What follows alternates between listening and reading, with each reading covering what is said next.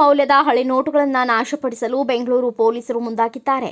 ಈ ಹಳೆ ನೋಟುಗಳನ್ನು ಆರ್ಬಿಐಗೆ ನೀಡಿ ಬದಲಾವಣೆಗೆ ಮುಂದಾಗಿದ್ದು, ಆರ್ಬಿಐ ಕೂಡ ಹಳೆ ನೋಟುಗಳನ್ನು ಸ್ವೀಕರಿಸಲು ನಿರಾಕರಿಸಿದೆ. ಈ ಹಿನ್ನೆಲೆ ಇದೀಗ ಹಳೆ ನೋಟುಗಳಿಗೆ ಬೆಂಕಿ ಇಡಲು ಪೊಲೀಸರು ತೀರ್ಮಾನಿಸಿದ್ದು, ಕೋರ್ಟ್ ಮೊರೆ ಹೋಗಿದ್ದಾರೆ. ಬೆಂಗಳೂರಿನ ಪೊಲೀಸರ ಬಳಿ 5 ಕೋಟಿಗೂ ಅಧಿಕ ಹಳೆಯ ನೋಟು ಕಂತೆಗಳಿವೆ. 1,000 ಹಾಗೂ 500 ಮುಖ ಬೆಲೆಯ ಹಳೆ ನೋಟುಗಳಿವೆ. ಇವುಗಳಿಗೆ ನಯಾ ಪೈಸೆ ಬೆಲೆ ಇಲ್ಲ. ಈ ನೋಟುಗಳನ್ನು ಕೇವಲ ಕಾಗದ ರೂಪಕ್ಕಷ್ಟೇ ರಿಸರ್ವ್ ಬ್ಯಾಂಕ್ ಆಫ್ ಇಂಡಿಯಾ ಹೇಳಿದೆ. ಬೆಂಗಳೂರಿನ ಹಲವು ಪ್ರಕರಣದಲ್ಲಿ 5 ಕೋಟಿಗೂ ಅಧಿಕ ಹಳೆಯ ನೋಟುಗಳನ್ನು ಮುಟ್ಟುಗೋಲು ಮಾಡಲಾಗಿದೆ. ಬೇರೆ ಬೇರೆ ಪ್ರಕರಣದಲ್ಲಿ ಹಳೆ ನೋಟುಗಳು ಪತ್ತೆಯಾಗಿವೆ.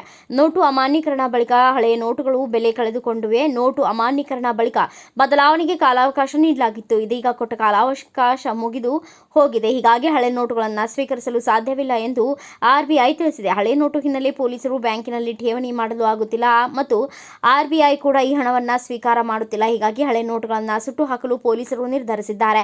ಕೋರ್ಟ್ ಅನುಮತಿ ಪಡೆದ ಬಳಿಕ ಪೊಲೀಸರು ನಿರ್ಧಾರ ತೆಗೆದುಕೊಳ್ಳಲಿದ್ದಾರೆ. ಕೋರ್ಟ್ ಅನುಮತಿ ಕೊಟ್ಟರೆ ಪೊಲೀಸರು ಹಳೆ ನೋಟು ನಾಶಪಡಿಸಲಿದ್ದಾರೆ.